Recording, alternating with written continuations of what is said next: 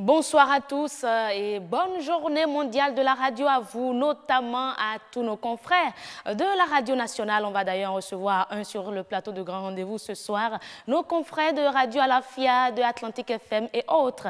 Les détails du Grand Rendez-vous de ce soir, c'est juste après la météo.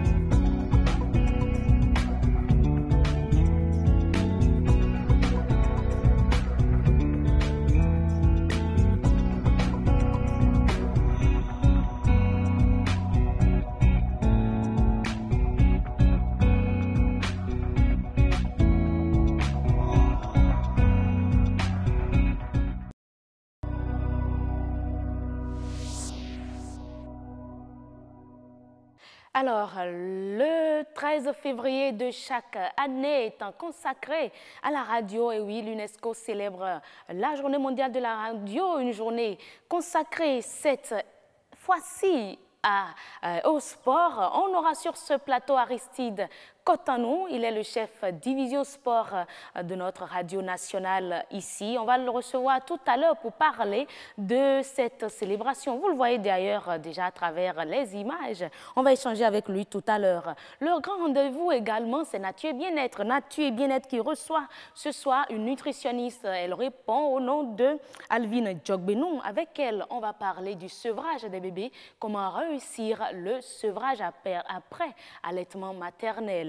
Nous aurons également sur ce plateau une relookeuse pour parler Saint-Valentin. Vous le savez, demain, c'est la journée consacrée à l'amour. Le 14 février, on va parler de la Saint-Valentin. Comment séduire par le look? Ce sera avec Elonia Dalmeda. Nous aurons également, pour terminer ce grand rendez-vous, Autant Savoir qui va recevoir un promoteur d'auto-école pour parler de la réglementation en vigueur lorsqu'on parle de l'installation des auto-écoles et tout.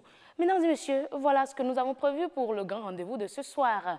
Tout de suite, pour le menu du 1945, on accueille Nadège Sani. Nadège, bonsoir. Bonsoir à vous, heureuse d'Anondé. La pleine forme?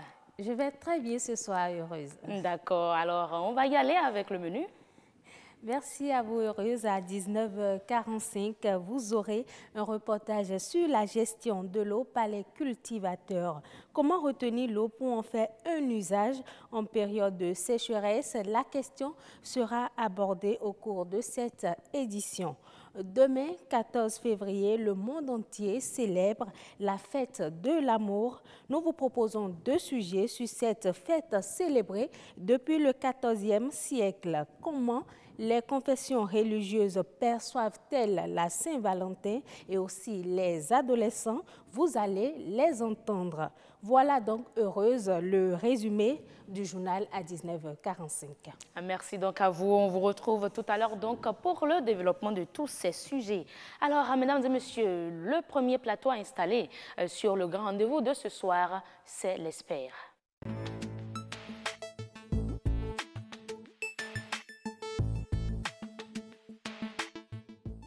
On parle de la célébration de la journée mondiale de la radio, une célébration consacrée cette fois-ci au sport, le 13 février de chaque année, comme à l'accoutumée. On parle radio, on fête radio. On a un confrère sur ce plateau. Ça va se passer entre confrères, entre journalistes, si je peux m'exprimer ici. On reçoit donc Aristide Cotanou, chef division sport à la radio nationale. Monsieur Cotanou, merci d'être avec nous ce soir. Bonsoir madame, et je dirais heureux d'être avec Heureuse. Eh oui, tout à fait. Et moi encore plus. Alors, on parle de la célébration de la journée mondiale de la radio ce soir, radio et sport. Vous êtes le chef division sport. Pourquoi cette édition est consacrée au sport? Vous savez, c'est l'UNESCO qui a donc défini le terme de cette année, radio et sport. Et vous savez, la radio, comme tous les autres médias, a contribué à l'installation de l'industrie du sport. Donc, en parler aujourd'hui, donc c'est amener l'ensemble des mouvements sportifs à œuvrer pour une industrie plus fructueuse. Donc, nous espérons bien que les uns et les autres vont suivre les recommandations de l'UNESCO en cette matière. En cette matière. Et parlant du sport, quel est le rôle que la radio peut jouer dans le développement du sport, du monde sport? Vous savez, la radio a été le tout premier médium donc, à accompagner le sport dans son existence. La télévision a suivi les pas et ce qu'on appelle aujourd'hui les médias nouveaux sont passés par là.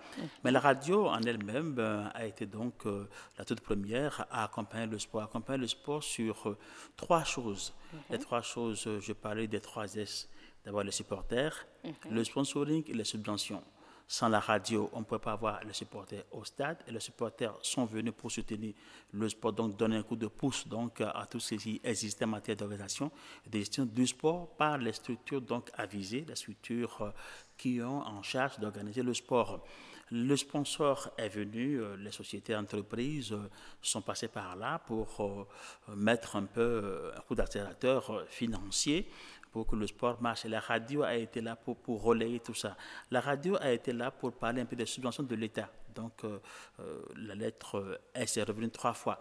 Mais la radio est là pour relayer l'ensemble de tout ce qui se passe. D'abord, la promotion des événements sportifs, la couverture médiatique, et surtout tout ce qui revient en post-production pour faire parler des acteurs principaux, à savoir les champions, que ce soit champions du monde, champions olympiques, champions nationaux. Quand on revient même au niveau nation, faire parler un peu de ceux-là qui contribuent au développement du sport. Donc voilà un peu le rôle que joue la radio, le rôle que la radio a joué jusque-là donc pour promouvoir et développer le sport. Et qu'elle va encore jouer. Qu'elle va encore jouer parce qu'aujourd'hui, plus que, je dirais, le sport devient un enjeu, une industrie. Donc la radio est appelée donc, à accompagner donc, l'industrie du sport que nous venons aujourd'hui et que quand les spécialistes du sport ont commencé donc, par parler un peu donc, de sport à la radio, ils ont essayé de voir un peu dans quelles conditions on peut diviser, on peut faire des tranchées de spécialistes. Et là encore, ils se sont dit, qu'est-ce que nous faisons pour que la radio apporte un peu plus? Il y a eu les reporters sportifs qui sont passés les tout premiers, c'est-à-dire les commentateurs, analystes sportifs, et tout cela qui allaient sur le terrain pour retransmettre, qui n'étaient pas forcément au départ des journalistes. C'est-à-dire qu'il y a des gens qui sont venus dans cette profession de commentateur sportif sans être journalistes de formation.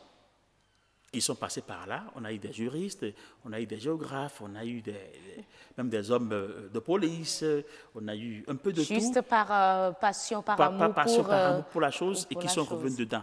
Et les spécialistes donc, de la profession, les hommes des médias ont dit nous devons réorganiser ça. Ça a été réorganisé, d'où donc la spécialisation aux journalistes sportifs est revenue, où on donne un peu de bribes. Donc, on transmet d'abord pour une formation de journaliste et après, vous êtes appelé donc, à vous spécialiser dans un sport donné pour mieux accompagner les acteurs, pour mieux faire la promotion, pour mieux amener donc, à développer ce sport. Donc aujourd'hui, on a des journalistes spécialistes de football, de volley, de basket. Nous avons aussi des journalistes spécialistes des services médias, ceux-là qui accompagnent bien sûr les sponsors à mieux s'intéresser à la chose. Et dans ce registre-là, les journalistes ou la radio a amené les acteurs du sport à redynamiser tout ce qui se passe et à utiliser aujourd'hui, à respecter, j'allais dire tout simplement, les normes en matière d'organisation du sport. Oui, aujourd'hui, on nous parle, l'UNESCO parle de radio foot qui est devenu incontournable et ça fait même partie des raisons pour lesquelles le sport est aujourd'hui au centre des discussions lorsqu'on parle de la journée mondiale de la radio. Comment est-ce que radio foot est devenu aujourd'hui incontournable? Vous savez, quand on parle de radio foot, c'est ne parler que d'un seul sport.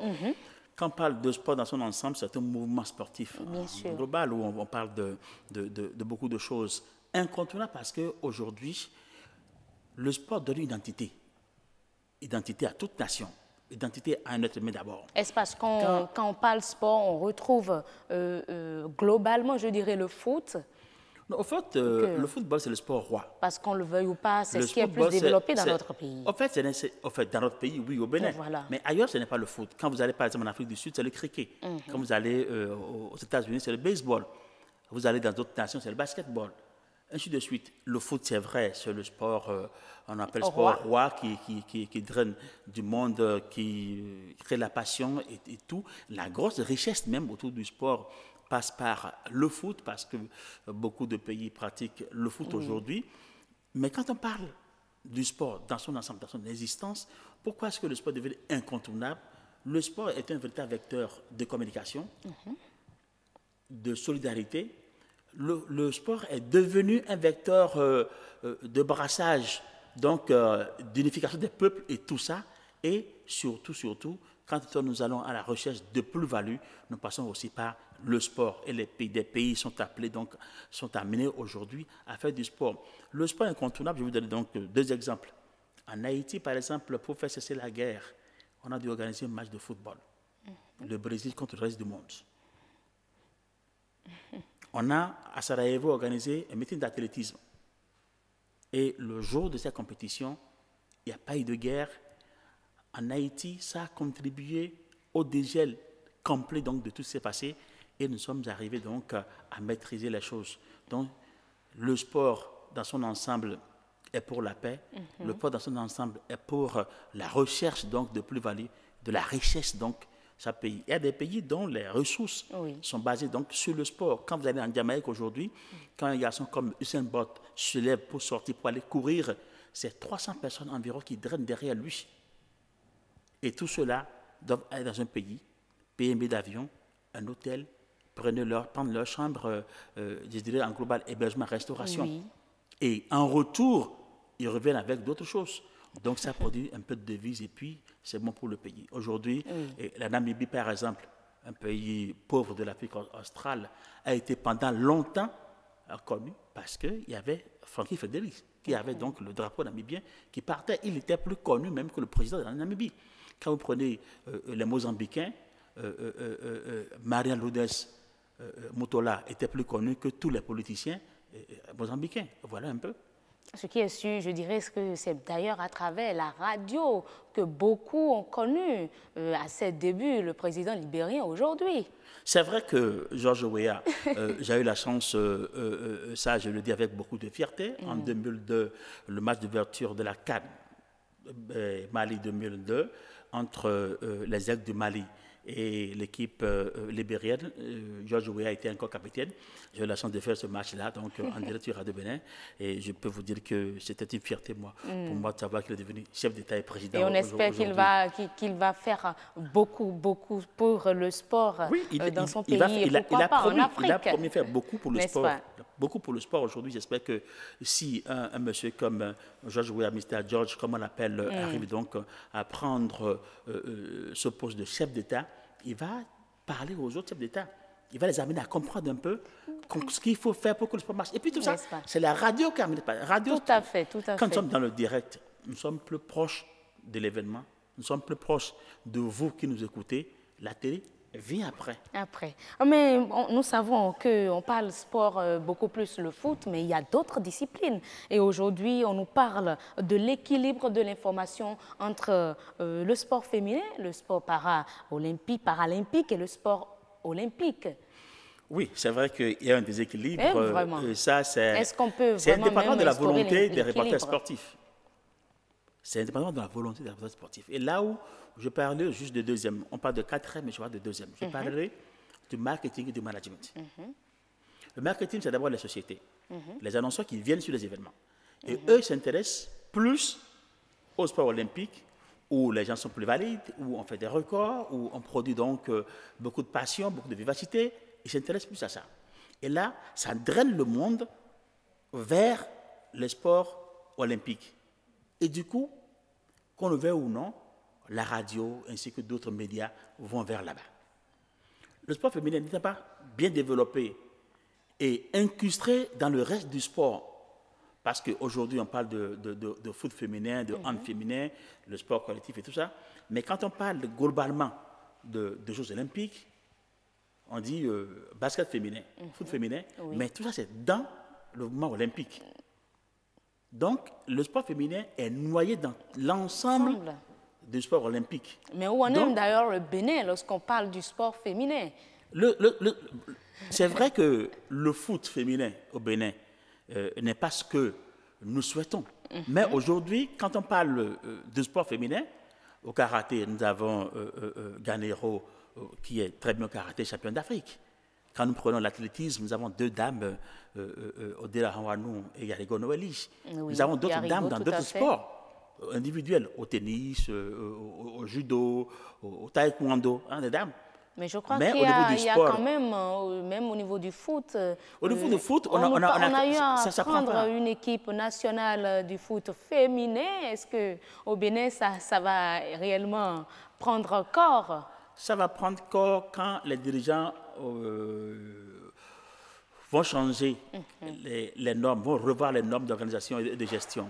Parce que tant qu'on n'aura pas un championnat digne du nom, un championnat féminin digne du nom, avec des équipes, avec des clubs qui s'entraînent, qui pratiquent bien la chose, on ne pourra pas avoir une sélection compétitive, une élite donc pour aller rencontrer d'autres équipes nationales dans le monde du foot féminin. C'est difficile. Mais dans d'autres sports, handball, aujourd'hui, on a des équipes féminines qui tiennent bon au niveau continental.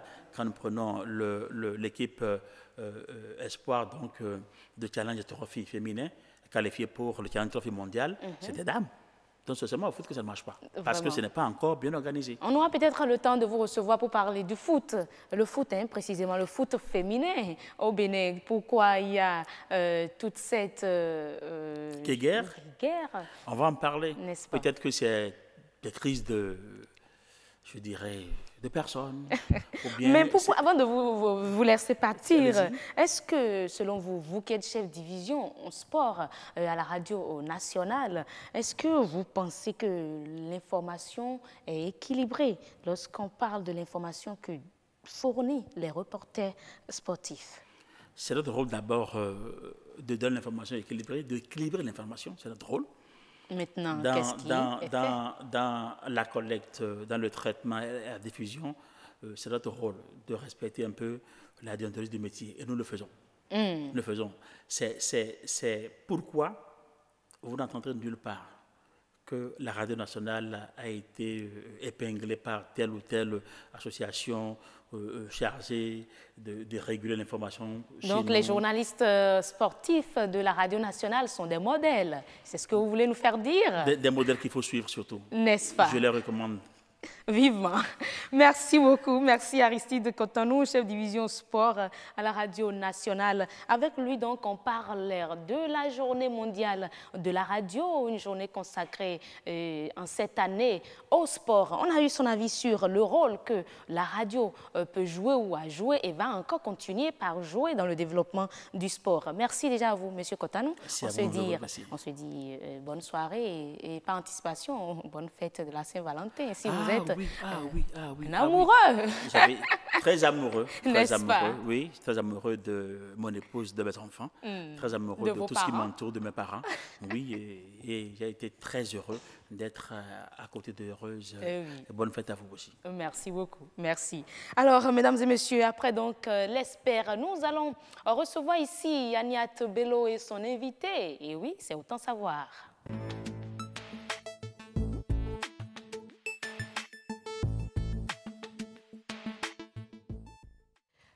Hier, nous avons échangé avec un expert du CNSR sur l'apport de l'auto-école au CNSR, voilà. Mais aujourd'hui, on va parler de l'installation et tout des auto-écoles, la réglementation en vigueur, après avoir suivi cet élément réalisé par Agnat Bello.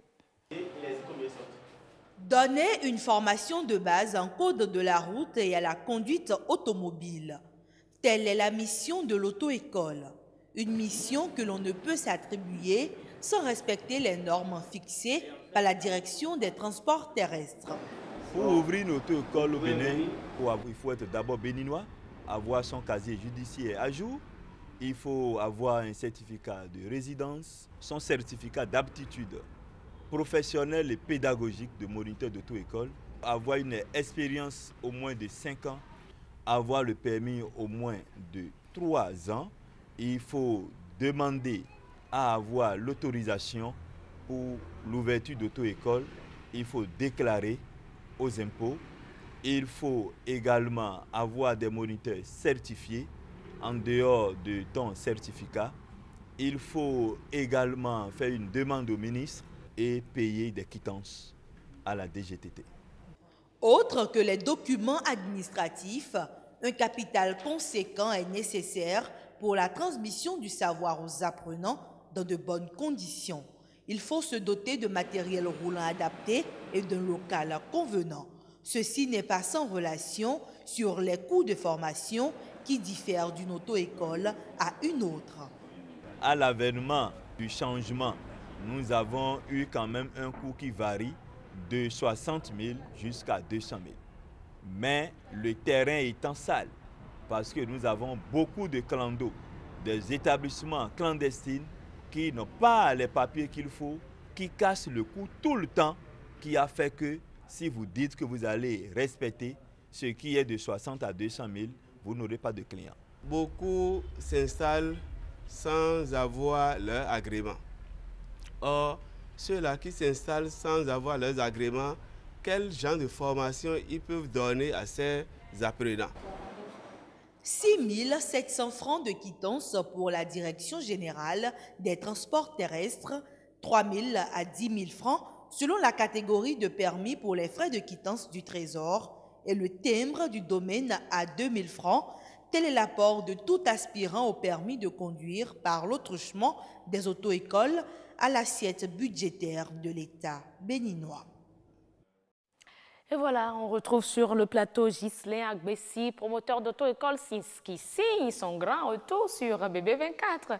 Monsieur Agbessi, bonsoir, merci d'être avec nous ce soir. Heureuse, oui, c'est un plaisir pour moi d'être en votre compagnie. Et on remercie Agnat Bello de vous avoir amené sur le plateau du grand rendez-vous. Pour moi, c'est un plaisir partagé. Alors, Annie, la pleine forme? Ça va, heureuse d'annoncer. Je vois que vous avez opté pour le rouge. Vous allez lentement vers le jour J. En fait. Alors, on parle d'auto-école, la réglementation en vigueur. On a eu les chiffres avec vous et tout, mais c'est vrai que ça date déjà d'une année environ. On se demande bien, hein, M. Agbessi, si c'est toujours d'actualité ces chiffres-là, ces informations. Pas du tout. Actuellement, c'est au-delà parce que ce qui est... C'est au-delà même? Oui, c'est au-delà parce que ce qui est à 6 700 est actuellement à 20 200.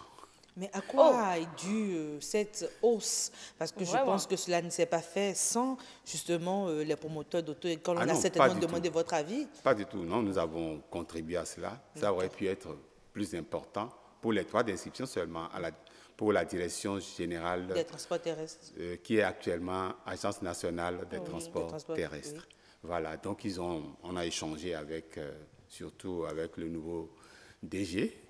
Et puis, il nous a mis, on a échangé, même on a un comité de suivi dans lequel nous intervenons. Nous sommes allés là-bas, on a échangé avec les cadres du ministère où nous sommes entendus.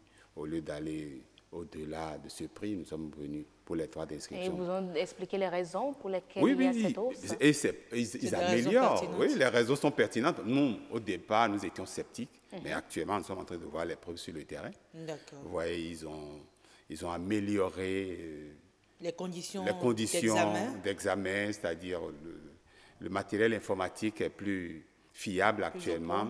Et puis, ils sont en train d'aménager aussi les salles. Pas encore à Cotonou, mais dans d'autres départements.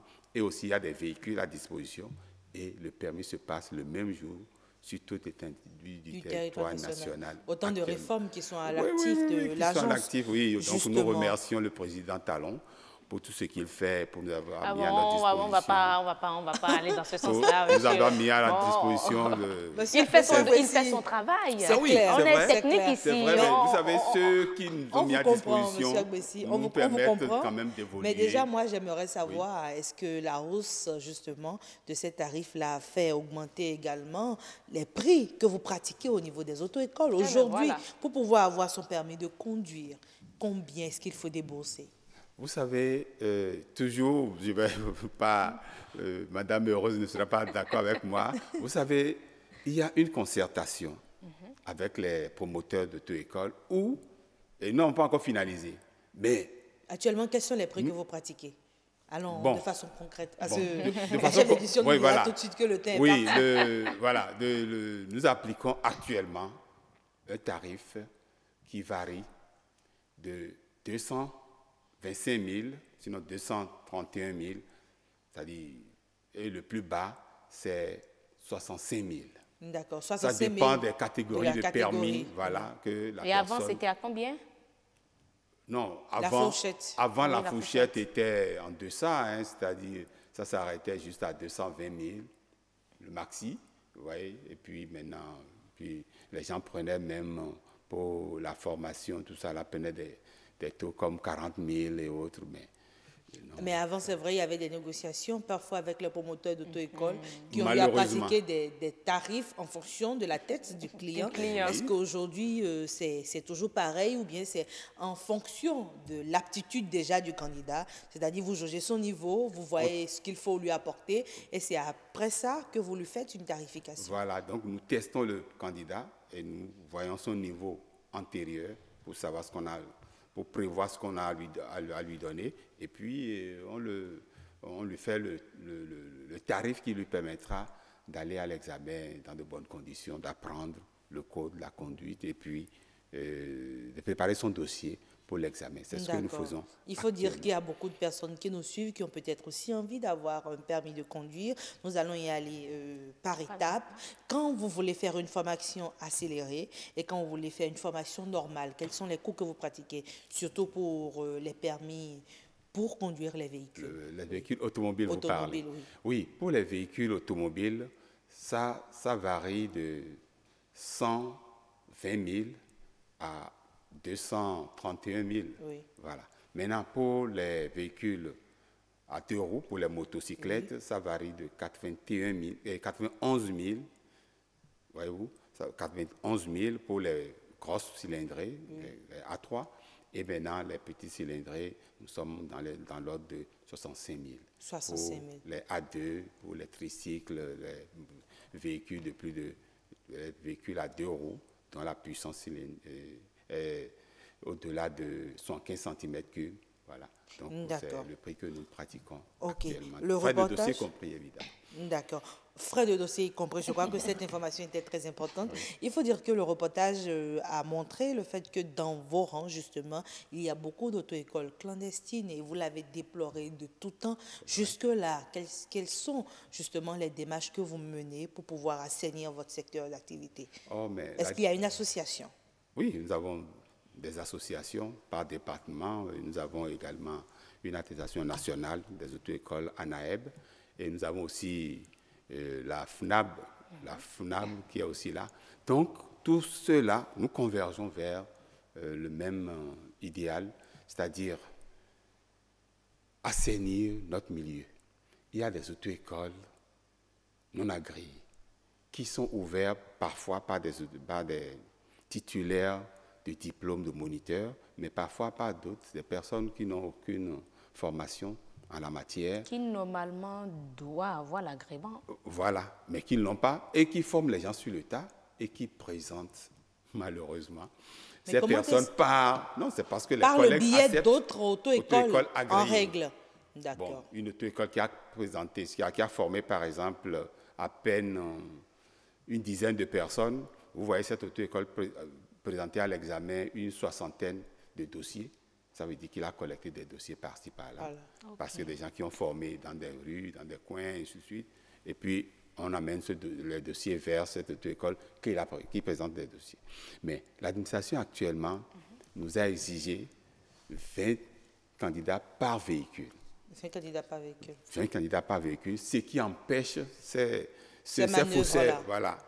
Si vous avez, c'est-à-dire si celui-là peut mettre à la disposition de l'auto-école son véhicule, parce que si vous me donnez votre véhicule, je vais l'immatriculer au nom de mon auto-école et ça devient ma propriété. Forcément. Eh bien voilà, donc ce qui n'est pas évident. C'est à vos risques et périls, voilà. en quelque sorte. Donc, ça freine un peu la chose. Ça limite les... Entre-temps, ce n'était pas le cas, si bien que les gens présentaient beaucoup de candidats. Maintenant, ça ralentit un peu. Et ce n'est pas fini.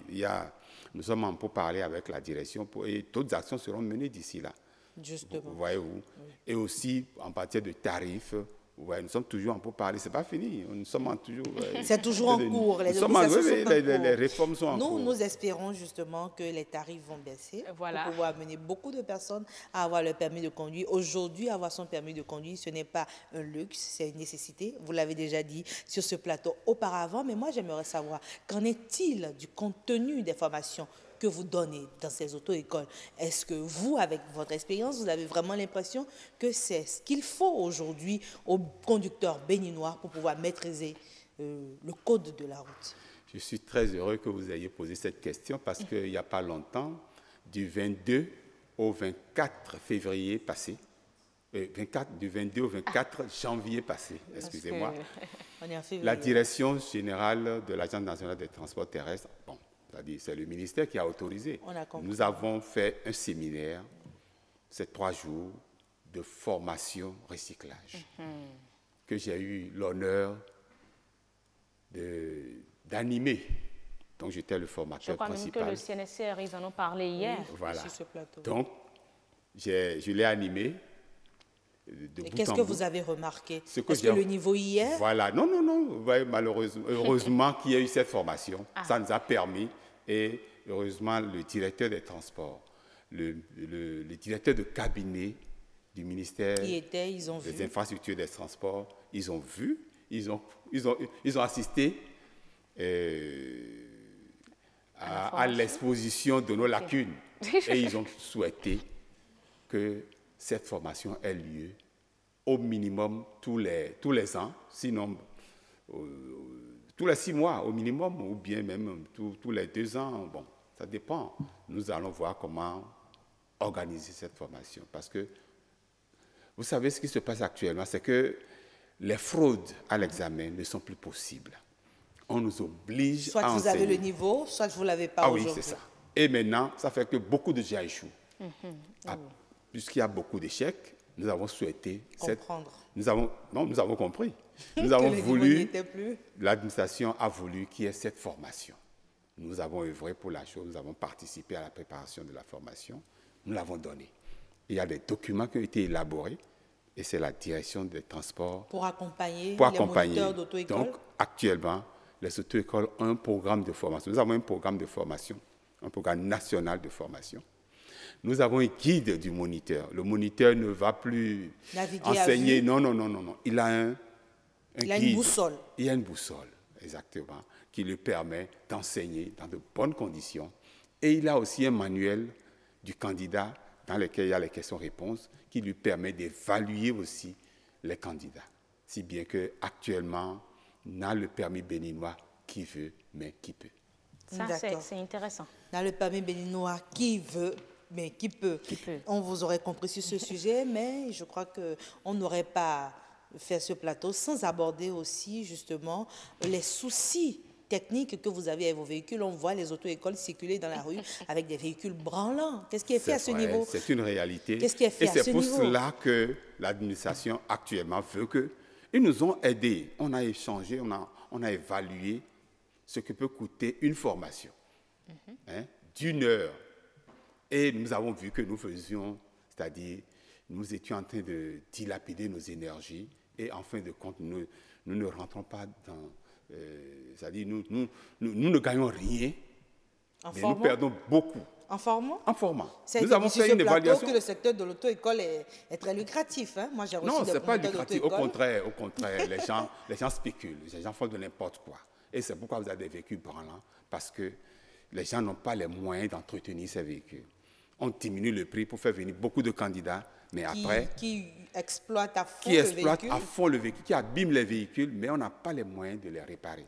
Ils nous ont fait un truc là, on a vu qu'au minimum par heure, nous devons dépenser au minimum 16 000 francs par heure. Par heure de formation. De formation. Nous avons fait l'expérience, on a tout détaillé.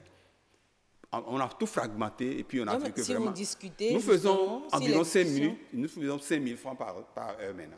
D'accord. Ce qui n'est pas normal. En tout cas, on a compris que si... Il y avait, parce que notre souhait, c'est qu'il y en a, plus assez.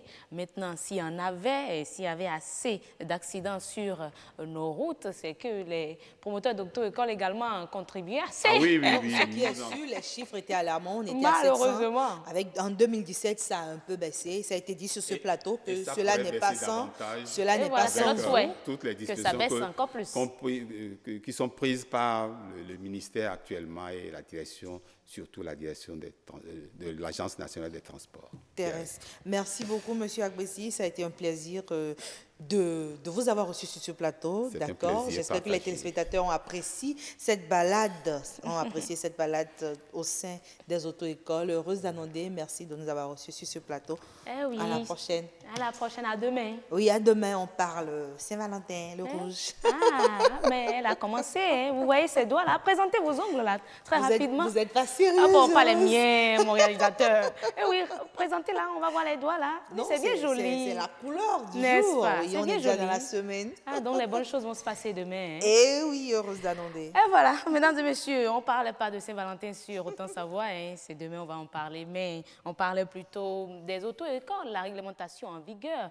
Et notre souhait ici, c'est que toutes ces réformes dont l'espère notre invité, Ghislain Agbessi, a parlé tout à l'heure, contribuent à la réduction, au fort taux de réduction des cas d'accident sur nos voies publiques. Alors, mesdames et messieurs, Adonis Bon, il est là, et oui, il m'attend. On va le recevoir tout de suite pour parler actualité sur la toile. ActuWeb tout de suite.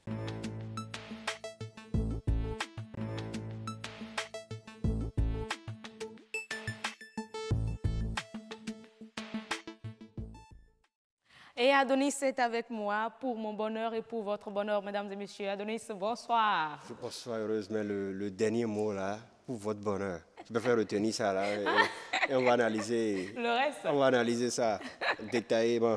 Adonis, on est ensemble pour quelques sujets obtenus sur la toile. Hein. Oui. On va essayer de décortiquer, de commenter s'il le faut ces sujets-là. Et déjà, le prix Ibrahim Mo est décerné, attribué à Ellen Johnson Sirleaf. Oui, l'ex-présidente libérienne Ellen Johnson Sirleaf s'est vu décerner lundi le prix Mo Ibrahim 2017 qui récompense une gouvernance exceptionnelle en Afrique, a annoncé la fondation Mo Ibrahim basée à Londres. Elle avait pris la tête du Libéria quand il était complètement détruit par la guerre civile et a mené un processus de réconciliation centré sur la construction d'une nation et ses institutions démocratiques, a commenté Salim Ahmed Salim, le président du comité d'attribution. Durant ces 2 mandats, elle a œuvré inlassablement au nom du peuple du Libéria. Un tel parcours n'est pas exempt de défauts et aujourd'hui, le Libéria continue de faire face à de nombreux défis. A-t-il continué? On va également la remercier pour sa lutte farouche contre l'épidémie, la corruption et l'épidémie d'Ebola aussi. Oui. Il faut rappeler que c'est la 5e lauréate du prix richement dotée qui n'avait plus été décernée depuis 2014. Depuis 2014, il n'y avait plus de candidats réunissant les qualités requises. C'est pour ça qu'il n'a pas été décerné. Outre l'ex-présidente, seuls 4 autres anciens présidents africains ont été récompensés depuis 2007.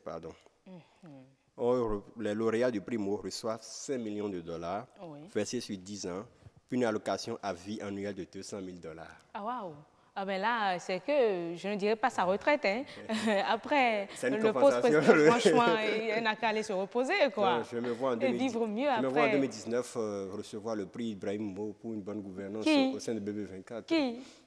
Qui? Ouais. Vous? Oui. Vous voyez que vous avez des difficultés à dire moi, à assumer votre moi. Moi. Ah ben voilà, en tout cas, il faut dire ici, hein, sur ce plateau, qu'Hélène Johnson Sirleaf, à travers également ce prix, c'est la fierté, elle est la fierté de toutes les femmes du monde entier. J'étais sûr qu'on allait venir là.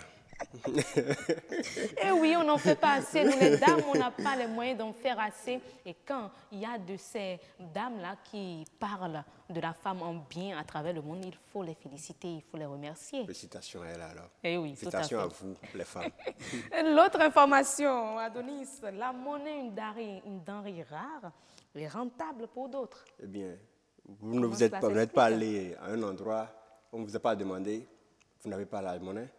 Vous n'êtes pas parti acheter quelque chose, on vous demande, vous n'avez pas la monnaie. Si vous le dites, je comprends. Aussitôt, oui, quand vous posez cette question, c'est deux choses. Quand vous dites oui, on continue la discussion. Mais quand vous dites non, la discussion s'arrête. C'est une analyse qui a été faite par Isaac. Il commence en ces termes, il n'y a pas de monnaie. Avez-vous la monnaie? Ces phrases sont celles de plus entendues par les clients à Cotonou. Et oui, notamment les clients des conducteurs ZEM. À deux monnaies, hein. En fond, c'est la première question du vendeur. Et plutôt à Dochindia. Okay. Si vous répondez par l'affirmative, votre dialogue continue. Autrement, vous dites au revoir. Avoir un billet de 2 000, 5 000 ou 10 000 ne vous permet pas d'acheter facilement. Bien au contraire, c'est un calvaire. On est arrivé à un point où c'est le client qui cherche la monnaie. Il développe un commerce autour du manque de monnaie. Oui, il se développe un commerce autour du manque de monnaie. Certains ont dans leur sac toutes les pièces de monnaie, de 5 francs jusqu'à 25 francs. Mais quand vous voulez l'avoir, ils vous font payer pour pouvoir avoir cette monnaie. C'est une activité rentable là dans ce côté. C'est vrai. L'autre côté, c'est les guichets automatiques qui doivent nous servir de l'argent. Ils n'ont jamais des coupures de 1 000 francs, 2 000 francs. Il faut parcourir tous les gaves de la ville de Cotonou pour avoir des billets de 2 000 ou 2 000 francs. Ce sont les points qu'il a développés dans son analyse. Okay. Et le dernier sujet, c'est que d'autres personnes s'enrichissent. Parce que si à chaque fois que 100 personnes vont payer quelque part et laissent 10 francs, 5 francs, vous voyez le compte que ça fait pour cette personne. Donc, d'autres s'enrichissent sur le dos de certains. C'est vrai, Face à cette analyse et cette problématique, qu'il a souligné que la problématique du manque de monnaie est surtout ressentie dans les grandes villes du Bénin et particulièrement à Cotonou, nous avons recueilli certains commentaires. Beaucoup de commentaires, mais on en a juste pris certains. Quand on commence par Ascopi à Sekona, on vit cette même triste réalité. Mais à te lire, cela semble un peu grave chez vous. La petite monnaie se fait rare, mais tu peux facilement trouver une vendeuse de papier hygiénique qui te fera la monnaie de 10 000 francs pour un achat qui s'élève à 100 francs. Un autre souci auquel nous sommes confrontés à celui des refus systématiques dans les échanges des pièces lisses et de la pièce de 250. Ça, c'est un Togolais. C'est plus assez connant. Un Togolais ou un Ivoirien. Mais elle reste généralement lisable. Un Ivoirien, je crois. Oui. Connant un Ivoirien. Mais assez, ça ressemble un peu à du Togolais. Bon. Il est les deux à la fois, quoi. Le second commentaire de Ronald Patrick Fanou. Mais est-ce que c'est seulement au Bénin que ce problème se pose? En Côte d'Ivoire, les chauffeurs te prennent 50 francs de plus lorsque tu n'as pas de monnaie à leur remettre. Ah bon? Oui. Ah, vivement que cette stratégie-là ne vienne pas à Cotonou, hein? Non, pas au Bénin. Gaëtan Hamilton, avec ça, on parle de souveraineté sur notre monnaie et il se trouve des personnes pour contredire. Cela signifie s'assurer que les bonnes coupures sont disponibles et que les espèces altérées par l'usage ou le temps soient retirées du circuit. Laissons d'autres gérer notre monnaie et nous serons toujours là à nous plaindre des mots qu'on ne voit nulle part. C'est sa manière de voir les choses à lui. Voilà. Étienne Adanlé, cher Isaac Kounibé, celui qui a fait l'analyse, c'est mon quotidien à l'officine. Même la BCAO ne nous fait plus assez de monnaie, sans parler des églises. On se fait crier dessus par les clients alors que ce n'est pas notre faute. C'est au banquier de gérer cette situation. Lui, il doit être certainement un pharmacien d'officine. Un pharmacien, voilà. Il comprend. Ah bon, cette analyse est vraiment pertinente parce que si même à la BCAO, il ne reçoit plus assez de monnaie, c'est que là, il y a vraiment un problème. Même ici, dans notre cas, nous vivons ce problème-là. N'est-ce pas? Oui. Ça, c'est vrai. Et on voit les conducteurs de ZEM au bord des trottoirs avec des billets de 1 000 ou 500 francs, de 500. Au moins, ça, c'est encore bon. Mais en fait, le plus criard, c'est juste que tu as besoin d'un truc urgent. Oui. et automatiquement on te dit tu as la monnaie. En fait, ça décourage, ça te casse. Malheureusement, malheureusement. C'est parce qu'ils savent que d'autres, ils savent consciemment qu'il n'y aurait pas monnaie. Ils disent, bon, vendez-moi. Et après, on dit, ah, mais je vais faire comment? J'ai déjà consommé et il faut chercher la monnaie là. En temps normal, on ne refuse pas, ce n'est pas au client d'aller chercher la monnaie. Maintenant, bon, on peut comprendre qu'en d'autres circonstances, le client peut aller chercher la monnaie pour aller vite. Mais les vendeurs, non, le client ne veut pas aller chercher la monnaie. Les vendeurs, le client est roi, on dit. Non, le client est roi sous d'autres cieux. Ah, ben, mais ici également. Non, sous d'autres cieux. Parce qu'il faut qu'on se l'avoue. Si le vendeur va aller chercher la monnaie pour chaque personne qui n'a pas la monnaie, imaginez ce qu'il... Bon, là, ce n'est pas une obligation pour le client. On va accompagner le vendeur dans sa tâche, bien sûr. Tout ce qu'on peut juste souhaiter, oui, c'est qu'il y ait plus de monnaie, que la BCEAO met beaucoup plus de monnaie auprès des vendeurs, auprès des officines, auprès des banques. Tous ceux qui sont dans le besoin. Voilà, pour qu'on puisse arrêter avec cela.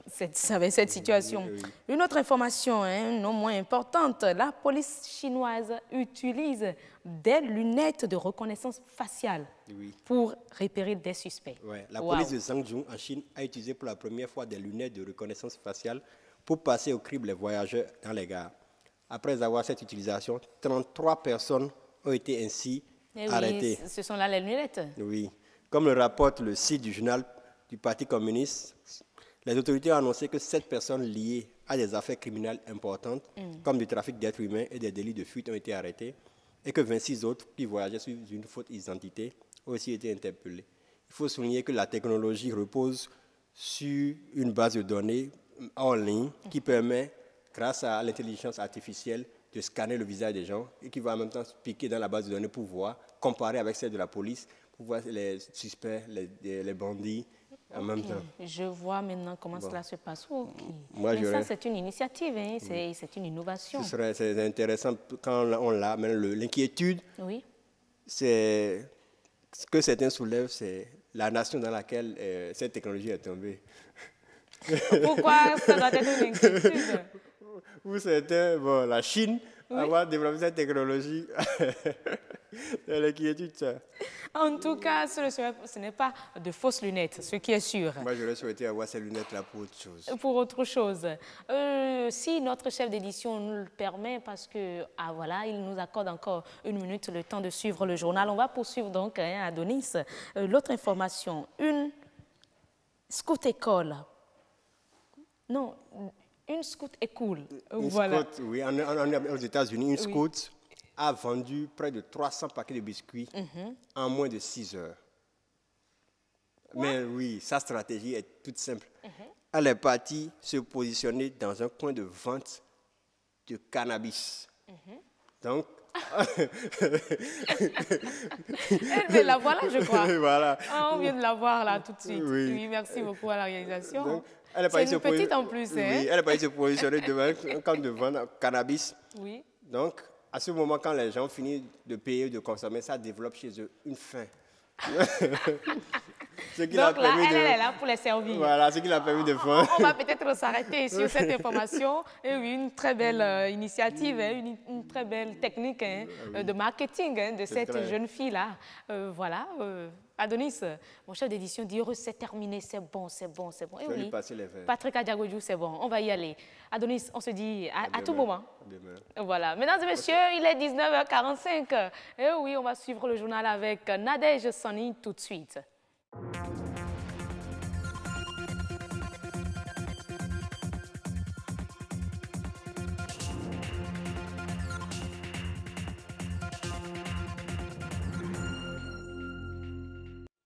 Bonsoir à tous, merci de préférer BB24. Voici les grandes articulations de cette édition. Les cultivateurs sont confrontés en saison sèche à des difficultés liées à la disponibilité de l'eau. Comment y remédier? La maîtrise de l'eau paraît une alternative évidente. On en parle dans un instant. La Saint-Valentin, on en parle avec les adolescents qui sont très attachés à la célébration. La rédaction s'y intéresse.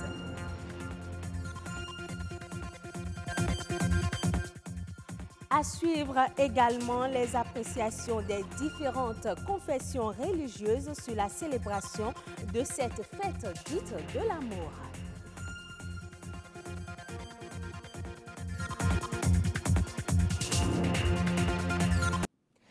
La maîtrise de l'eau dans l'agriculture est actuellement très approximative au Bénin.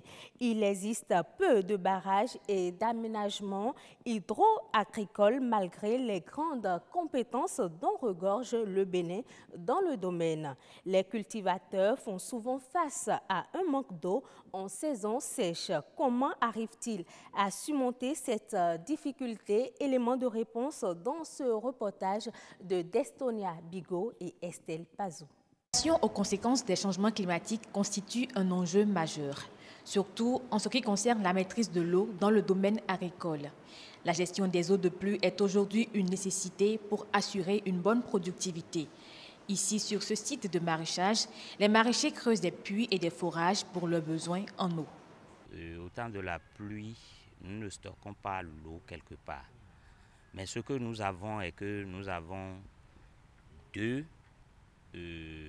méthodes de stockage de l'eau, sinon deux méthodes de travail qui nous permettent à faire l'arrosage à nos cultures. Il y a les puits que nous avons faits, il y a les forages que nous avons faits. Pendant la saison sèche, il y a nos forages, il y a nos puits qui tarissent, mais à l'aide des techniciens qui sont sur le terrain, ils nous aident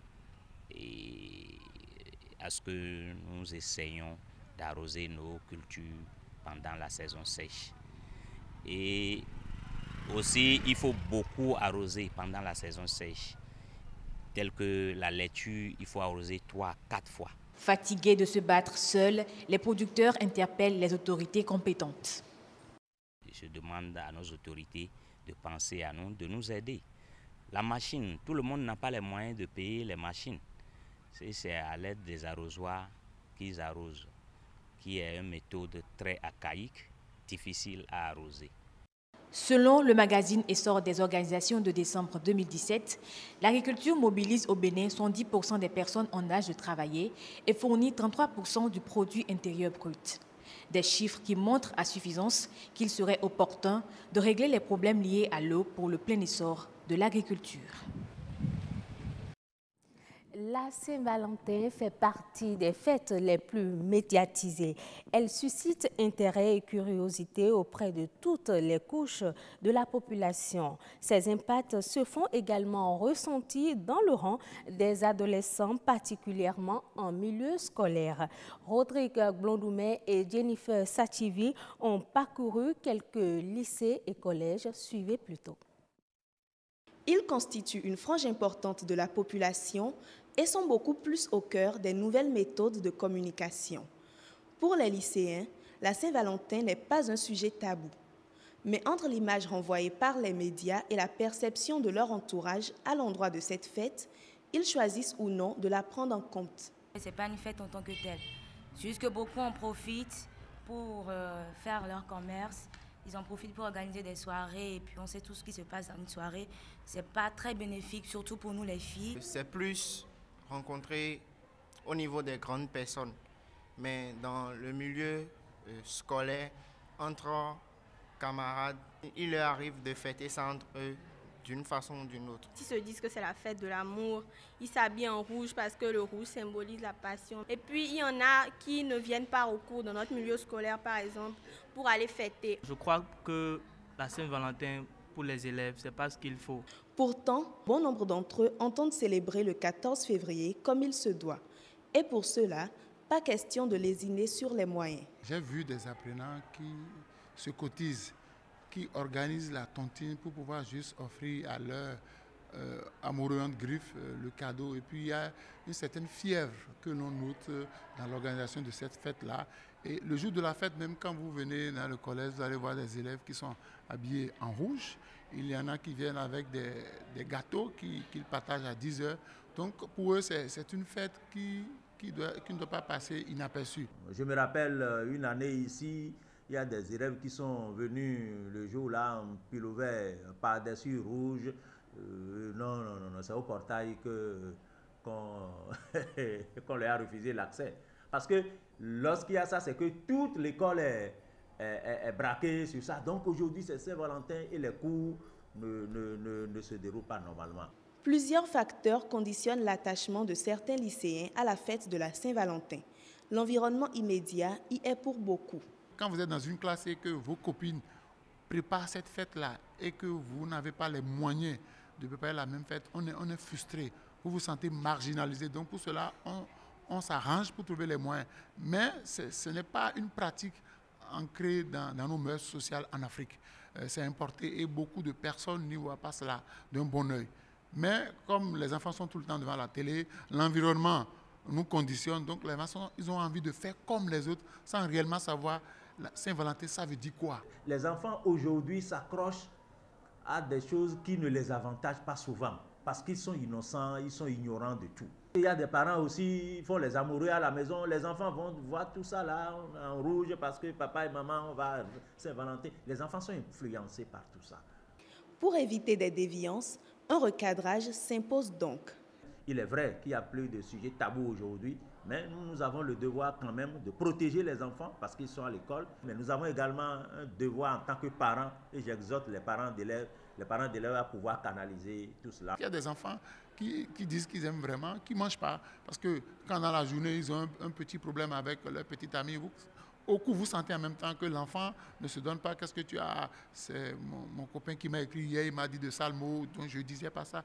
Ça veut dire que l'éducation doit commencer à la maison. Les parents doivent pouvoir dire aux enfants quel risque il y a en disant qu'à l'âge de 14 ans, j'ai un ami, à l'âge de 14 ans, j'ai un copain, on veut faire Saint-Valentin. Initialement associée à la religion chrétienne, la Saint-Valentin est devenue une fête commerciale au milieu du 19e siècle avec la vente des cadeaux et des cartes de vœux. La Saint-Valentin est considérée dans de nombreux pays comme la fête des amoureux. Les couples en profitent pour s'échanger des mots doux et des cadeaux en signe d'amour. La Saint-Valentin a-t-elle une source religieuse? Quelle en est l'appréciation des confessions religieuses? Anthony Alaka et Marcel Gbetoro ont recueilli les appréciations de quelques leaders religieux. Souvent on dit que c'est la fête de l'amour. Dieu est amour. Un jour, un 14 février, un jour de l'amour. La célébration de la Saint-Valentin tire sa source au XIVe siècle et depuis, elle est commémorée par tous les âges. En dépit de son caractère festif, les confessions religieuses n'y attachent aucune valeur spirituelle. La Saint-Valentin, quand nous fouillons bien la Bible de fond en comble, de Genèse jusqu'à Apocalypse, nous constatons que cette fête n'est ni une fête juive, ni une fête chrétienne. La Saint-Valentin n'est pas une célébration religieuse comme vous allez le voir de Pâques, de l'Avent, de Noël. Non. Ça m'énerve, moi, en tant qu'un Noir, en tant qu'un Africain, en tant qu'un Béninois, en tant qu'un homme de la tradition pure, sans mélanger avec la sorcellerie, on est d'accord avec moi. On ne peut pas suivre, l'importer et laisser notre coutume. Certains estiment même que la Saint-Valentin incite les jeunes à la débauche. Tel que cela se fait par nos jeunes, ce n'est pas un phénomène à encourager. Ce que nous observons aujourd'hui au niveau de la Saint-Valentin, il y a des choses qui ne sont pas recommandées en islam. Le fait de donner des baisers, il y a des choses qui ne se font pas ouvertement. Vivre autrement la Saint-Valentin est le souhait de tous. Dieu a fixé un temps où il demande à tout être humain vivant sur la terre de se repentir. Tu dois craindre Dieu et être conforme au livre que tu suis. J'inviterai les jeunes à maîtriser le mieux le calendrier de l'Église et à lire la vie des saints. J'ai de faire marche arrière sans regarder le rétroviseur. Pourquoi? Parce que notre avenir est flou. Il urge donc de sensibiliser les jeunes et tous ceux qui adhèrent à la célébration de la Saint-Valentin afin que cette fête retrouve son caractère originel. Merci d'être resté en notre compagnie. À bientôt.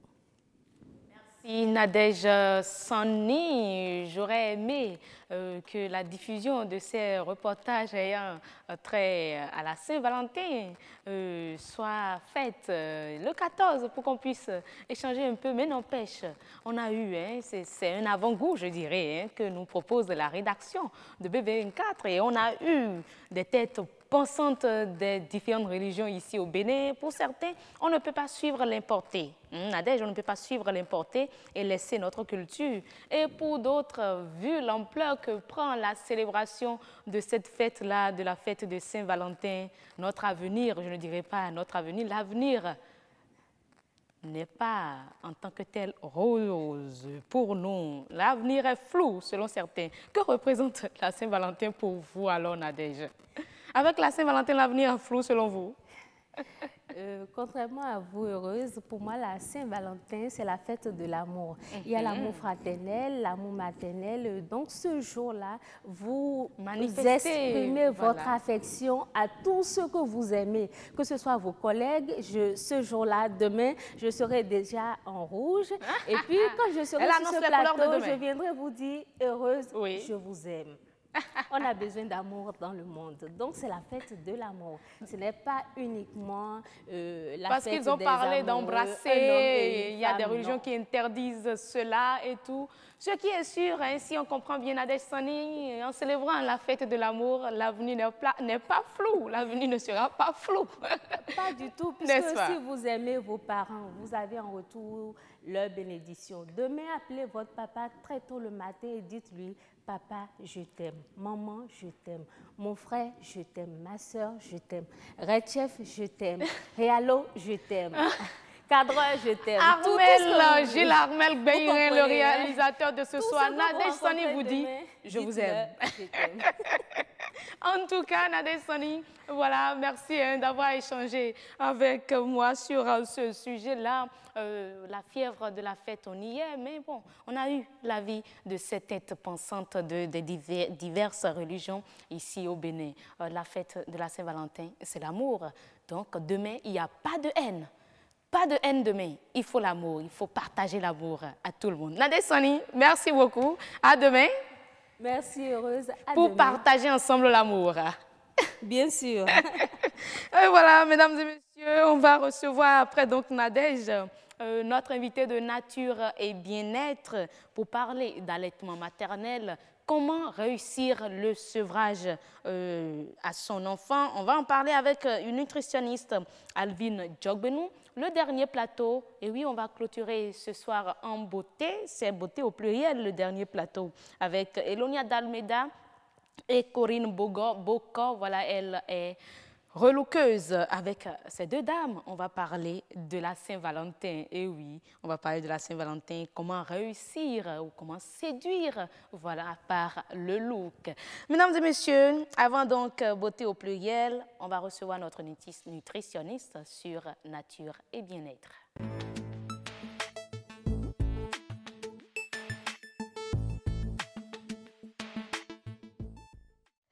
Allaitement maternel, on en parle, comment réussir le sevrage, quand est-ce qu'il faut sevrer son bébé et tout.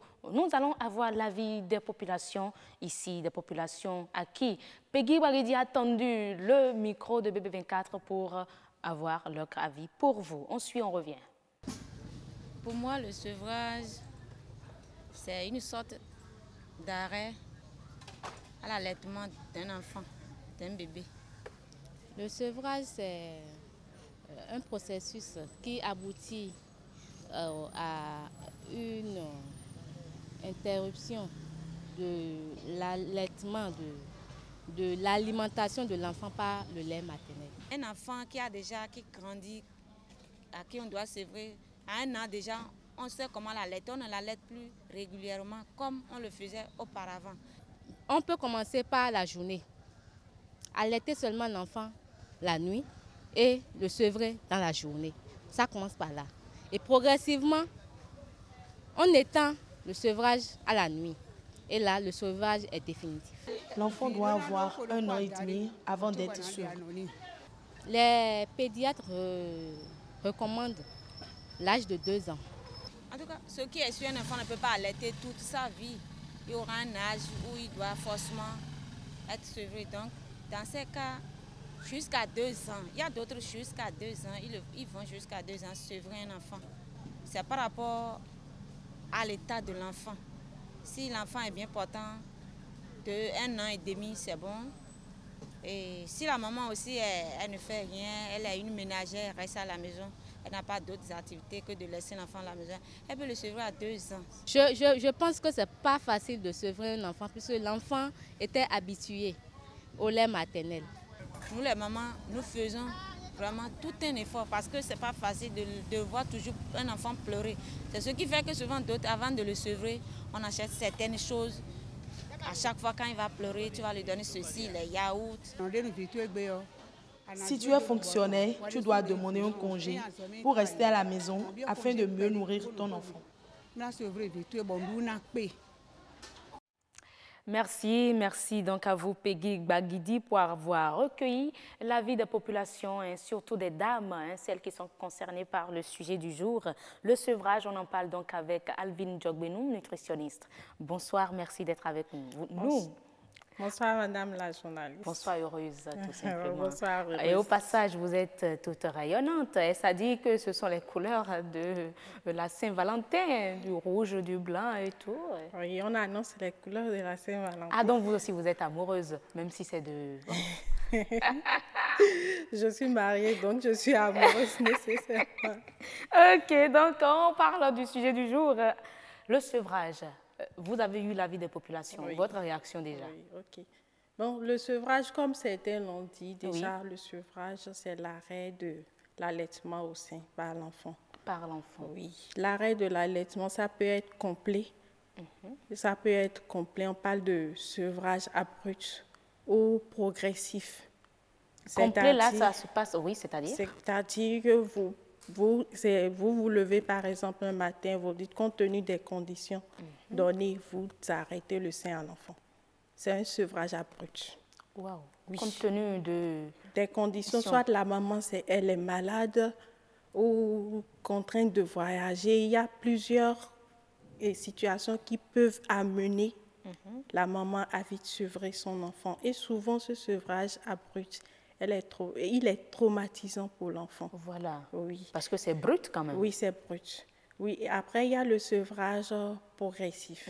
Le sevrage, c'est-à-dire, on assiste à un processus graduel d'introduction des aliments de complément dans le régime alimentaire de l'enfant. Donc, les femmes ont plus parlé du sevrage progressif dans l'élément alors? Oui, sevrage progressif dans l'élément parce que souvent, l'OMS recommande qu'on commence le sevrage à partir de 6 mois pour l'étendre et pour l'arrêter à 2 ans. Ah bon? Ah ben oui. Pourquoi cela? Pourquoi 6 mois et l'arrêter à 2 ans? Pourquoi 6 mois parce que c'est l'appareil, à partir de 6 mois, l'appareil digestif de l'enfant est apte à accueillir ou bien à ingérer les nutriments, les produits solides ou semi-solides, parce que aussi à ce stade-là, le lait maternel ne suffit plus à combler, à couvrir les besoins nutritionnels de l'enfant. Donc, il faut un apport en d'autres nutriments, surtout d'origine et ferripive, en fer, en vitamine A, parce que le lait maternel ne suffit plus à couvrir ses besoins, parce que l'enfant à ce stade-là est en pleine croissance. D'accord. Oui. Et là, lorsqu'on parle de l'alimentation en complément, qu'est-ce qu'on y met précisément? Les dames ont parlé du yaourt. Oui, pour l'OMS, l'alimentation de complément, c'est toute nourriture préparation produite localement qu'on peut donner à l'enfant, mais qui respecte des normes nutritionnelles microbiologiques, c'est-à-dire elles sont de tout micro-organisme susceptible de nuire à la santé de l'enfant. Et des normes biologiques, immunologiques. Il y a tout un tas de normes que l'aliment de complément doit respecter pour pouvoir couvrir les besoins de l'enfant. Oui. Ben, s'il en est ainsi, à quoi l'enfant est sujet lorsqu'on lui arrête l'allaitement maternel avant 6 mois? Parce qu'il faut reconnaître que dans certaines activités, les mères sont obligées de procéder à un sevrage, je dirais, précoce. Oui, vous pouvez faire... Il peut apparaître que les mamans font un sevrage précoce. Ça dépend des conditions données. Si elles sont contraintes, elles peuvent faire un sevrage précoce. Ça n'aura pas d'impact sur l'enfant? Oui, ça aura des impacts, mais le mieux, c'est de consulter un spécialiste qui puisse aider cette maman-là à facilement faire ce sevrage-là, parce que c'est aussi une période délicate pour la maman, pas que pour le bébé. En quoi c'est délicat pour la maman? En fait, ça provoque des émotions contradictoires. Il y a des femmes qui ressentent de la tristesse lorsqu'elles commencent par et laisser ne pas diminuer la fréquence d'allaitement de l'enfant, parce qu'elles se disent qu'elles sont en train de rompre un lien fraternel ou bien un lien émotionnel qui a été créé par la prise de sein par l'enfant. Oui, parce qu'il faut le reconnaître, hein, c'est un lien qui est créé, vu la position du bébé pour allaiter, et le regard de la maman et le regard du bébé et tout. Oui, il y a tout ça. Il y a tout ça. Et il y a aussi des mamans qui ressentent une certaine gaieté, une certaine joie, parce qu'elles ont retrouvé leur liberté, elles peuvent vaquer facilement à des occupations données. Oui, ça dépend du type de maman. De maman, voilà. Oui, c'est exactement ça. D'accord, mais lorsqu'on parle toujours du sevrage, vous avez parlé du sevrage brut, mais est-ce que la maman peut également sevrer son enfant lorsqu'elle tombe, je dirais, brusquement, de façon inattendue, à nouveau enceinte? Parce que c'est ce qu'on constate le plus souvent. Elles disent que non, c'est toujours souvent les grands-mères, hein, vous êtes maintenant enceinte, tu ne dois plus allaiter l'autre bébé. C'est une raison de sevrer l'enfant? Non, ce n'est pas une raison de sevrer l'enfant. Au fait, cette femme enceinte doit être suivie par un spécialiste, un nutritionniste ou bien un gynéco qui puisse lui donner. Souvent, c'est les nutritionnistes qui interviennent parce que à ce stade-là, la maman a besoin de manger pour deux. D'accord, donc si je comprends bien, elle peut toujours allaiter son enfant? Oui, elle peut toujours allaiter sans aucun problème. Jusqu'à 6 mois ou jusqu'à combien de temps? Elle peut toujours allaiter jusqu'à 2 ans si elle veut pour l'enfant. Oui, il n'y a pas de attendez, problème. Je ne comprends pas. Jusqu'à 2 ans, ça dit que même après avoir accouché, elle va allaiter les deux enfants? Oui, il n'y a pas de problème pour ça. Seulement que son alimentation doit être stricte. Dans parce qu'elle doit manger plus sain. Elle doit manger des repas qui ont pratiquement tous les nutriments.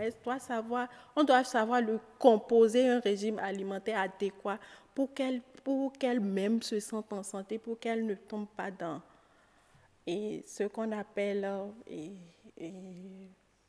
la malnutrition, pour que les enfants ne soient pas malnutris. Oui, ou qu'elles-même tombent malades.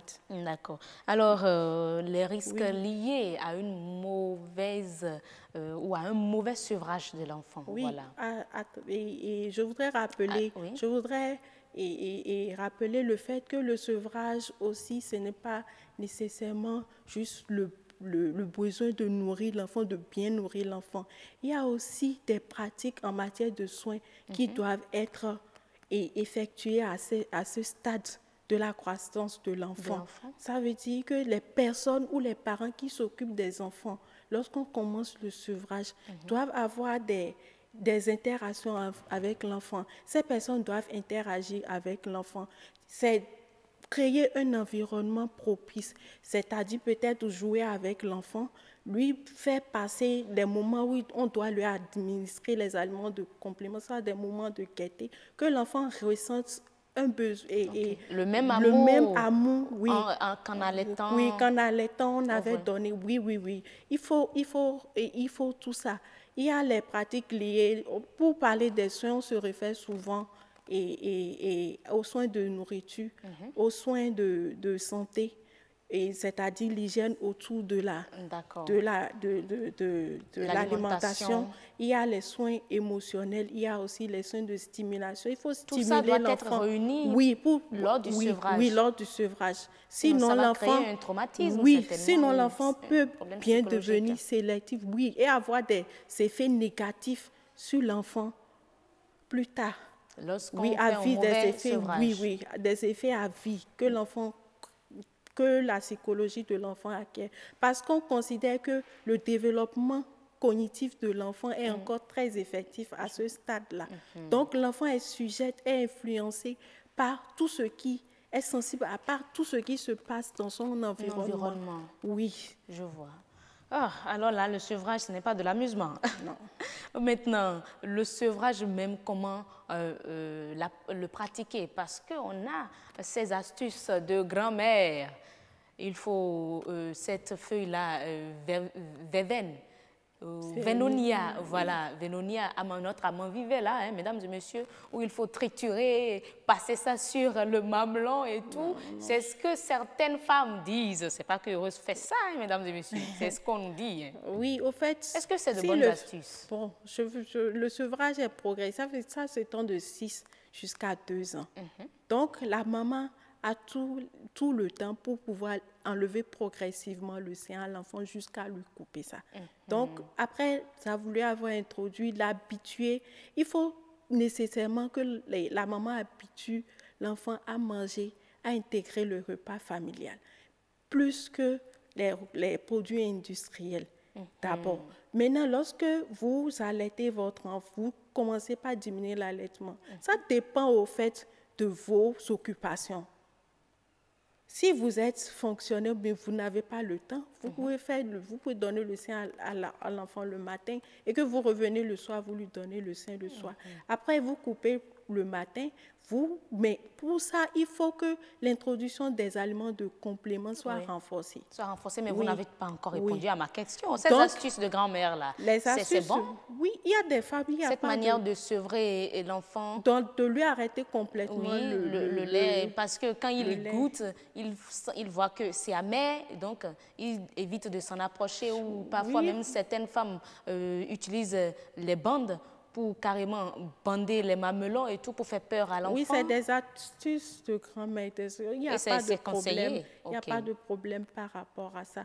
Chaque maman définit de commun accord avec un spécialiste, un nutritionniste ou bien un pédiatre comment on peut arrêter complètement le sein à son enfant. Mais elle-même sait, parce qu'elle est en contact tout le temps avec l'enfant, sait comment lui arrêter le sein. Il y a des mamans qui n'ont pas besoin de ça. Ils enlèvent un jour, ils décident de ne plus lui donner le sein. Mais souvent, on recommande que ce soit lorsque l'enfant fait ses 2 ans. 2 ans, d'accord. Oui, pour éviter les risques de malnutrition infantile, que l'enfant ne tombe malade, que l'enfant fasse des infections respiratoires répétées, que l'enfant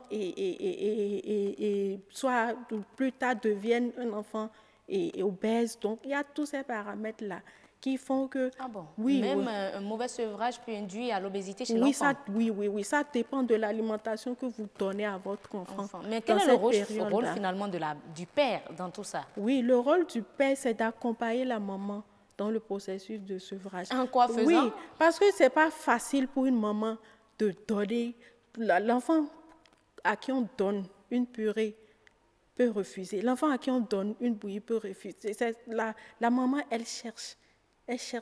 Donc, doucement. Le papa peut l'accompagner pour lui donner, pour la motiver. On va faire comme ça, Quand durant ce processus, l'enfant tombe malade, pour que la maman ne s'affole pas et tout, et au moins lors des processus de préparation des repas de l'enfant, le papa peut prendre l'enfant et être en train de s'amuser avec l'enfant ou donner à manger à l'enfant. C'est créer un lien aussi paternel avec l'enfant dans ce cas-là. Dans ce cas, donc, pendant la période du sevrage, que les mamans, alors, les papas surtout, soient plus affectifs, plus attachés. Oui, plus attachés. Aux enfants. Oui, parce qu'il y a des femmes qui ressentent la tristesse, c'est au papa, dans ce processus de sevrage, c'est au papa de remonter le moral à la maman. À la maman. Oui, c'est au papa de lui remonter le moral. Et à la maman de transmettre cela à l'enfant. Oui.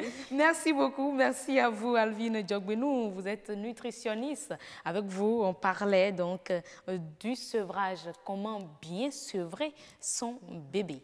On a eu les informations avec vous. Oui, merci bonne beaucoup. soirée. Merci. Alors, mesdames et messieurs, le dernier plateau du grand rendez-vous ce soir, beauté au pluriel. Et oui, on finit en beauté ce soir.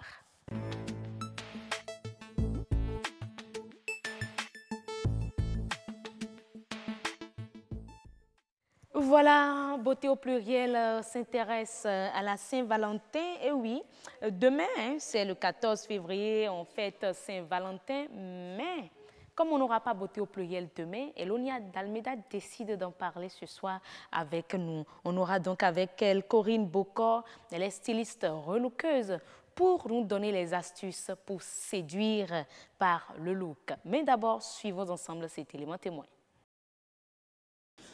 Couleur de la passion, du désir et surtout de l'amour, le rouge est la couleur associée à la fête de la Saint-Valentin. À l'approche de ce jour à Cotonou, nombreux sont les magasins de prêt-à-porter qui troquent les couleurs traditionnelles pour le rouge. 14 février, comme tout le monde le sait, comme moi, c'est la fête des amoureux et la couleur rouge fait partie de la fête. Bon, d'autres aiment agencer ça avec du blanc ou le noir. Bon, ça dépend. Bon, souvent les jeunes filles aiment porter des robes courtes. Bon, les dames, des robes longues. Mais la couleur rouge toujours, c'est ça. Souvent, les hommes viennent aussi acheter pour leurs petites femmes ou bien leurs petites copines. Et les femmes aussi achètent. Mais ici, chez moi, ici, c'est les hommes qui viennent acheter. Pour la Saint-Valentin, ce que les clients aiment dans cette couleur est que ça attire leur de faire plaisir pour leurs femmes ou bien les petites copines, etc. La Saint-Valentin est donc l'occasion propice pour augmenter son chiffre d'affaires. Des offres diverses et variées sont proposées aux clients à cette occasion, notamment en matière d'accessoires. Nous avons les accessoires rouges, comme les talons là par exemple. Ceux qui n'aiment pas trop le rouge, qui peuvent mettre du blanc et mettre des talons rouges ou bien du noir et mettre des talons rouges et un sac rouge par exemple, ça marche bien. Dans le commerce, vous avez beaucoup de coffrets fleurs parfum, fleurs artificielles parfum, fleurs cœur, nounours et tout ça. Mais encore une fois, c'est que des offres féminines en fait. Alors pour la Saint-Valentin, en fait, j'ai remarqué que d'habitude, ce sont les mêmes choses qui reviennent. Lingerie pour la femme et les hommes sont souvent oubliés. Et nous, on a pensé aussi aux hommes avec des coffrets et des coffrets de bracelets pour hommes.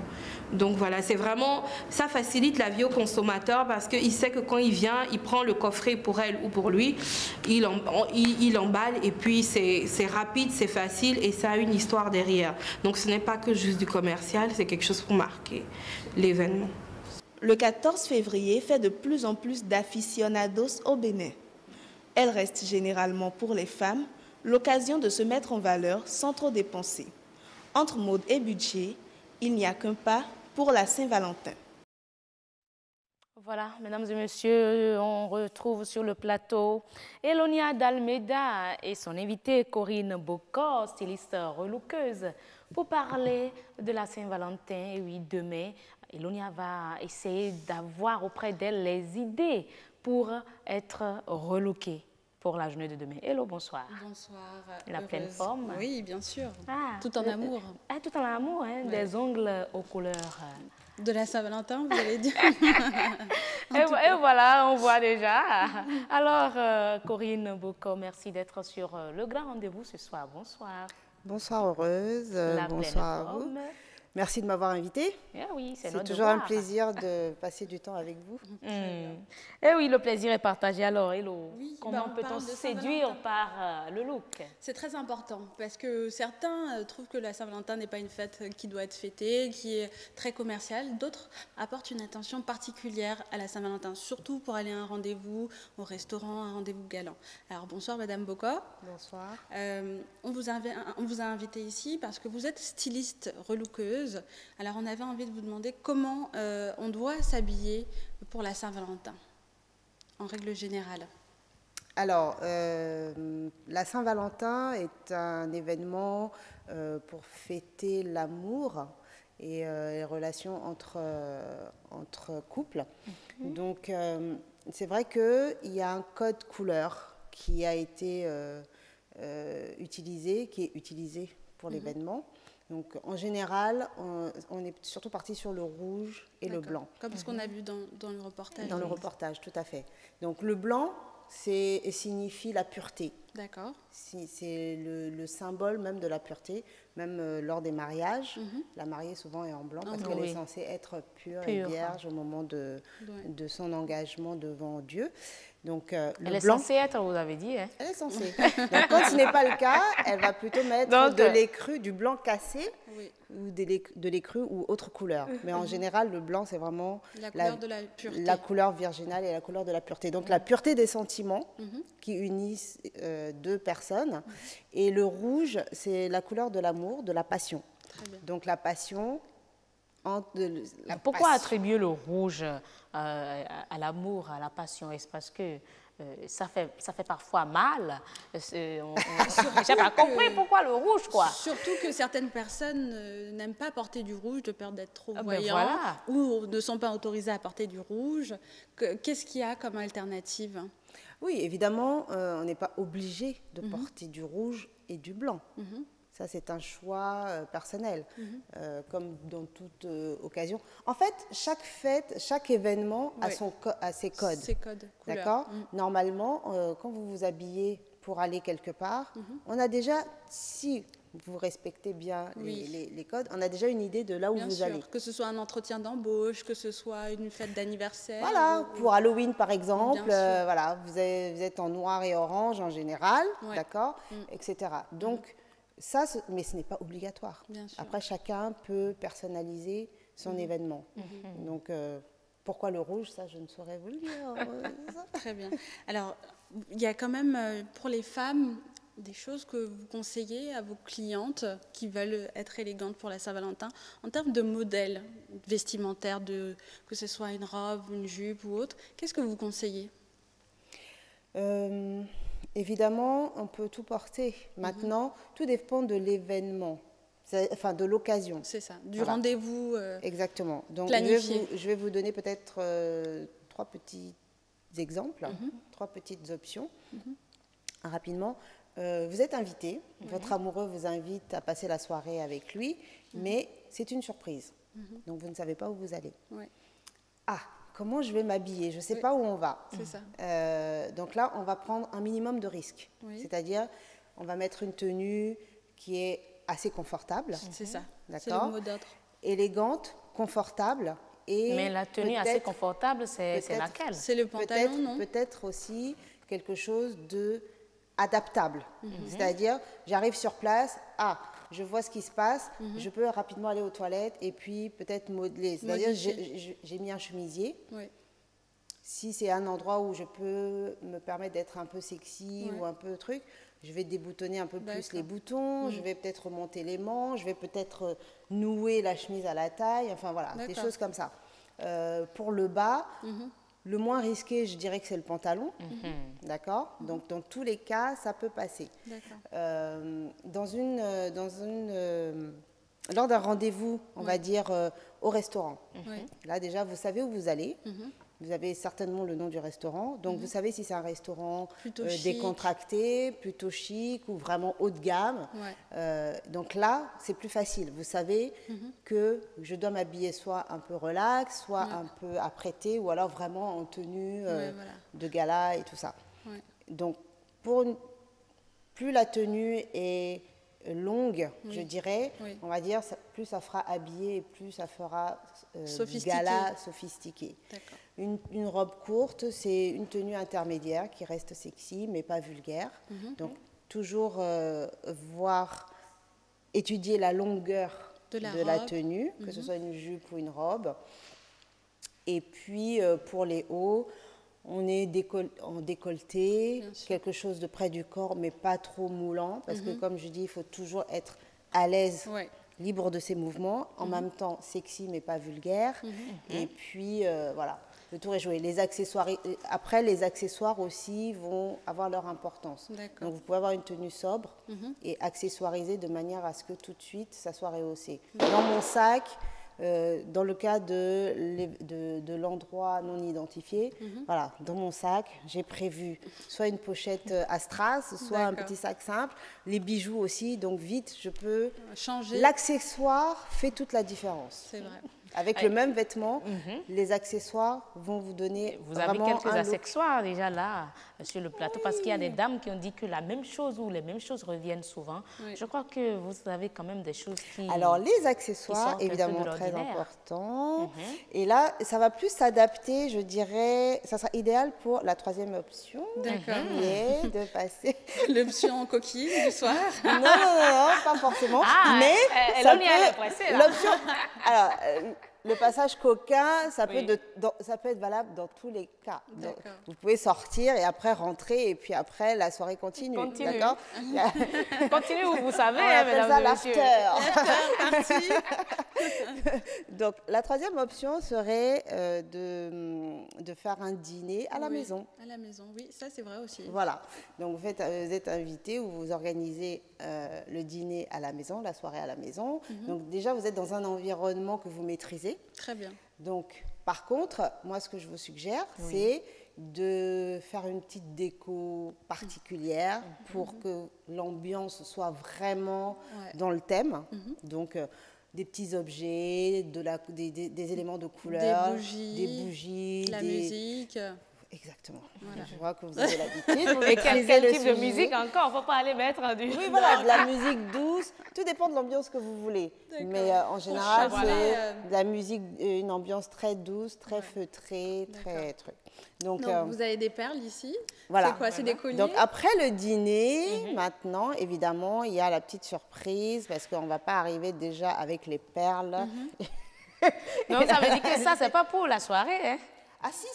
C'est bon, pas pour l'invitation, c'est pas pour sortir. Vous le portez déjà sous vos vêtements. Ah, ok. D'accord, donc ce sont des perles de taille en fait. Oui. D'accord. Donc nous avons les différents modèles. Par exemple là, nous avons les modèles assez classiques, je dirais, avec des perles lumineuses, malheureusement. Très avec jolies. Très jolies. Que c'est phosphorescent dans la nuit. Absolument. Voilà. Donc ce que les gens appellent communément les perles lumineuses.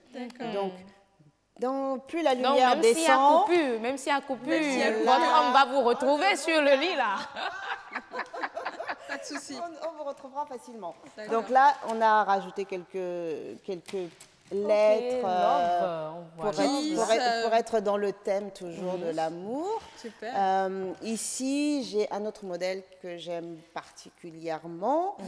Donc, ce sont vraiment des bijoux. Voilà, j'allais dire.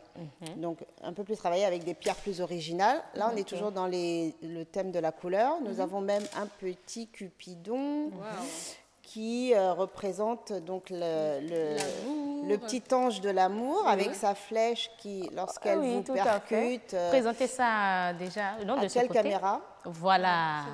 Je ne sais pas si on voit bien. Donc là, c'est le petit Cupidon avec sa flèche, son arc et sa flèche. Donc, pour la petite histoire, cet ange, lorsque sa flèche vous touche, vous tombez amoureux de la première personne que vous trouverez. Donc, j'espère que le hasard ou la chance vous sourira. Mais ça, c'est beaucoup plus gros, là. Alors là, on est vraiment dans le bijou. Donc là, imaginez un peu ça sur votre chute de rein. C'est magnifique.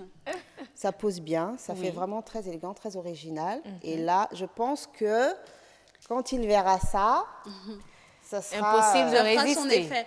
Vous avez d'autres choses rapidement? Vous avez alors ça, c'est ce qu'on appelle les béchos au Sénégal. C'est un petit paréo. Là, c'est un 2 pièces. C'est tricoté main. D'accord. C'est fait au crochet. C'est du crochet, oui. C'est du crochet avec quelques perles au bout. Donc ça, c'est le petit pagne avec son haut top un peu comment je dirais, bustier. Débardeur, oui. Voilà. C'est fait à dessein, hein, parce que là, Écoutez, même si vous êtes habillé, on voit tout déjà, quoi.